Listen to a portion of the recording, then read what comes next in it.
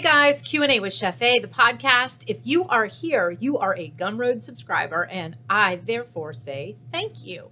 I really appreciate you joining us on this little endeavor. And I'm doing some bonus material for you amazing subscribers in the form of highlights from our turkey primer. The turkey primer is a class we do once a year here at the cooking studio, one time. And the handout for that primer is 23 pages of turkey-related, Thanksgiving-related, holiday-related recipes, tips, techniques, concepts, things to think about. In this one, I'm going to talk about gravy, as I promised to do. And I also am just going to run over the stuffing page for just a second on this one as well. The handout that I'm working from is available to you. It's your PDF for this particular pod drop. I believe your version of it should be 23 pages. Mine is. And so I'm just going over some of the pages that are in this handout for you. You can print out the entire thing if you'd like to. If 23 pages feels daunting to print out, you can just go onto a single page. The way that I did it is I set it up so that like gravy is a simple formula. It's just one page. You could just print this one and just hang it on the fridge for the week of Thanksgiving.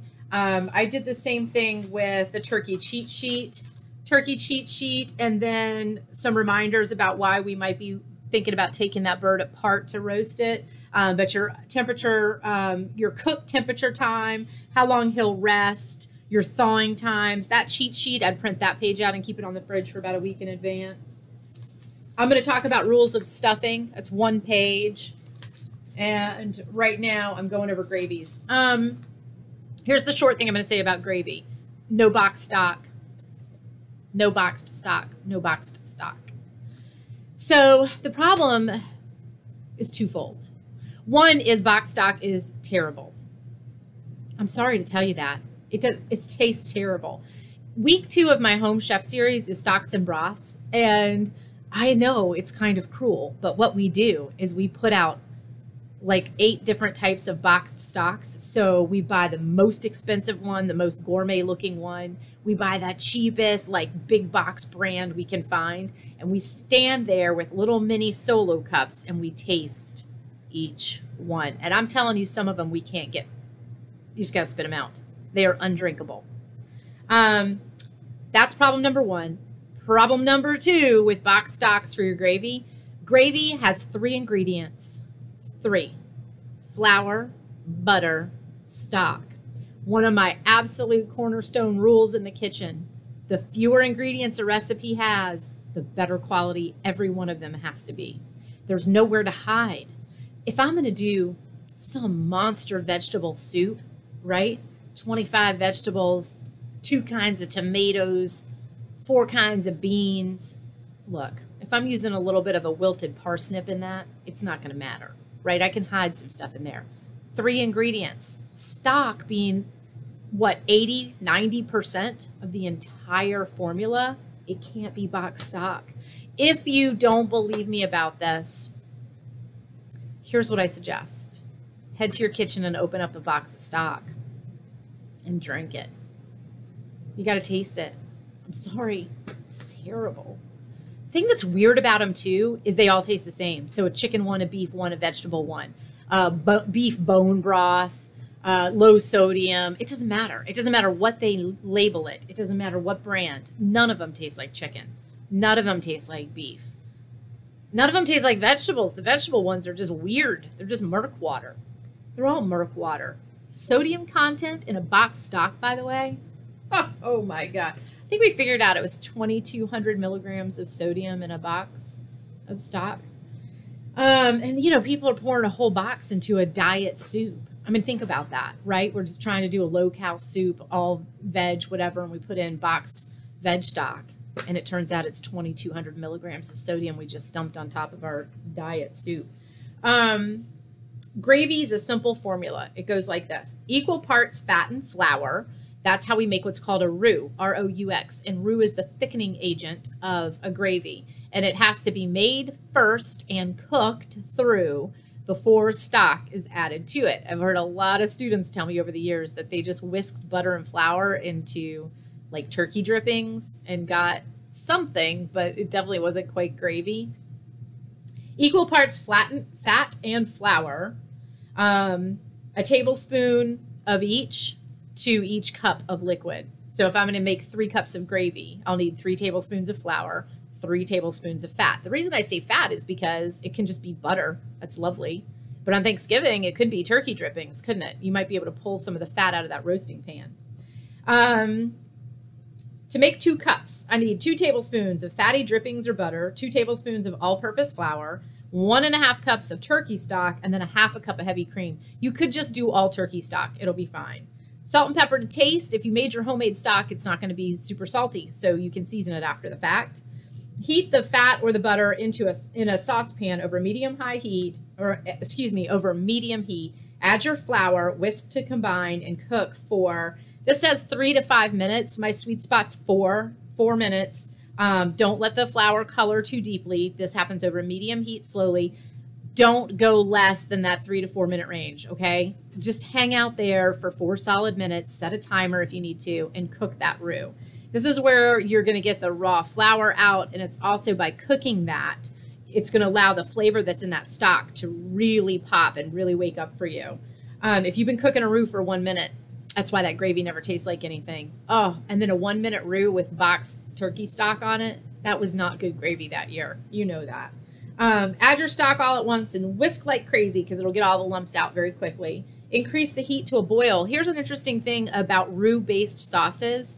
They must come to an actual boil. They have to hit 212 degrees or they don't thicken. But at 212, bloop, all of a sudden you'll see it happen. They'll just thicken right up. And then you can thin them more with more, if it got too thick, you could just thin it out with more stock if you needed to.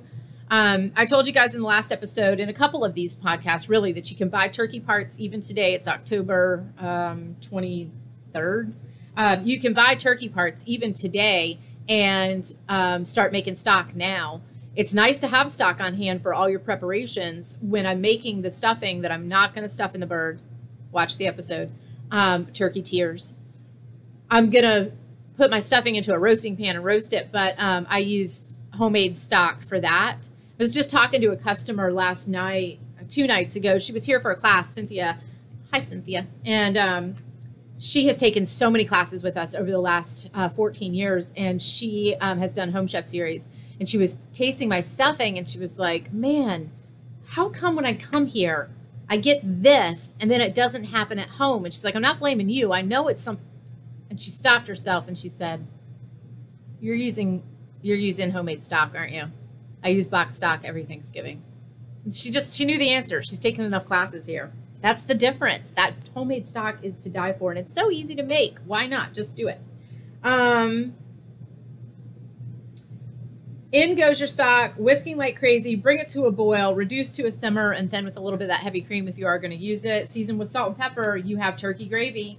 By the way, this is a basic gravy formula, so keep this down the road. If you're going to make fried chicken and biscuits and you want chicken gravy, you just replace your turkey stock with chicken stock.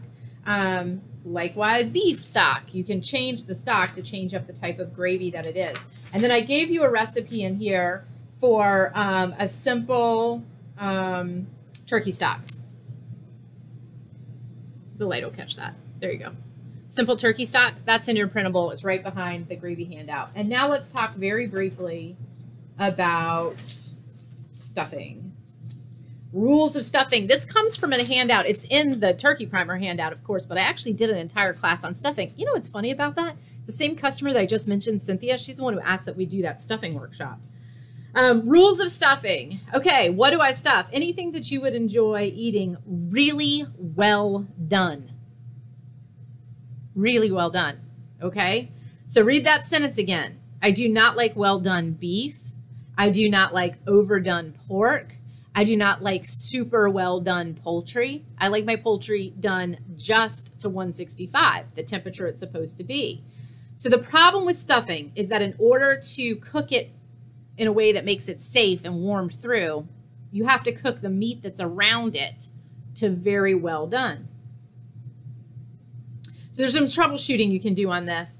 This will work okay for things you're going to braise, like meat that you do cook very well done. Say it's a really tough cut, like a chuck or something like that, that you're going to slice out into scallopini or eye of round. I've seen people do that too. Cut into scallopini, pound it out, fill it with something, roll it up, sear it, put it in a pan, and then add a bunch of tomato sauce and put it in a low oven and braise it with stuffing in it. That's a different method altogether. But I give you some tips here. What to stuff. I like stuffing seafood. It's one of my favorites. Put a little stuffing in the back of a shrimp or wrap some flounder fillets around some stuffing, because I can handle seafood almost overdone, right? It just flakes and gets nice. It's okay. But let's see. I get some rules here. Don't overfill it if you are going to stuff it. Never stuff your meat with hot or warm stuffing. Make sure that you've made it and cooled it off quite a bit. Don't stuff something and then stick it in the fridge for longer than 8 or 12 hours. So you don't get to stuff your turkey on Tuesday morning and then roast it on Thursday, but you're going to watch the turkey tears and you're not going to stuff it anyway. I give you some troubleshooting and I give you some tips on stuffing things I do like to stuff, like fish, loins, whole fish, pork chops, if you do your own chops that way too. I felt like there was something else I told you I would look at in here. Oh, wow. I don't know. Anyway, rules of stuffing. There they are. Basic bread stuffing. That recipe is here for you. This is a good Thanksgiving stuffing. I do bake it. I don't stuff it in anything. But veggie, turkey, or chicken broth to moisten as needed. And if you want to replace the bread cubes, pepper, salt, sage, poultry seasoning, all of those you can replace with one bag of like ready to go stuffing mix. You know what I'm talking about. I showed you one in one of the other videos, Pepperidge Farm, something like that. It's delicious. Look, we've got to cut back on some things, but no box stock, no box stock. What I was going to tell you about that stock too. You know, the thing that's funny about that to me is that of all the ingredients that we use in our cooking, I think we've tasted every one of them. You know what ketchup tastes like. You know what tomato sauce tastes like. You know what Worcestershire sauce tastes like. You know what mayonnaise tastes like. You know what mustard tastes like. You know, start going through your pantry or your refrigerator. What is in there that's never been in your mouth ever? Stock. You've never tasted those box stocks. So you went over there and slaved away at some chef's soup recipe, right? But they were using homemade stock, and the last step you made was you dumped in 4 cups of a box that you've never even tasted. You didn't even know what it tasted like. Then you make this soup, and it's okay. It was better at his restaurant. Well, it was probably homemade stock. So Gravy 101, it is very simple to do. There's 3 ingredients: fat, flour in equal parts, cooked for 4 minutes over medium-low heat, and then homemade stock, okay? That's how that has to go. So gravy and stuffing. I like to do my dressing on the side, not in. If you want to put your parts over, you can, and roast them off that way. So I hope that's helpful. These bonus videos, again, are accompanied by this big handout. So print it out, take a look at it, or just review it on your computer. And if you have questions about any of the recipes that are in there, or if there's an ingredient you're looking for, if you're wondering about a substitution, we've got plenty of time between now and Thanksgiving to get those questions to me, and I'll happily answer them for you, okay? So thanks for joining me for yet another Q&A with Chef A. Looking forward to the next round, whatever that may be. I hope you guys are having a delicious day, and I'll see you next time. Bye.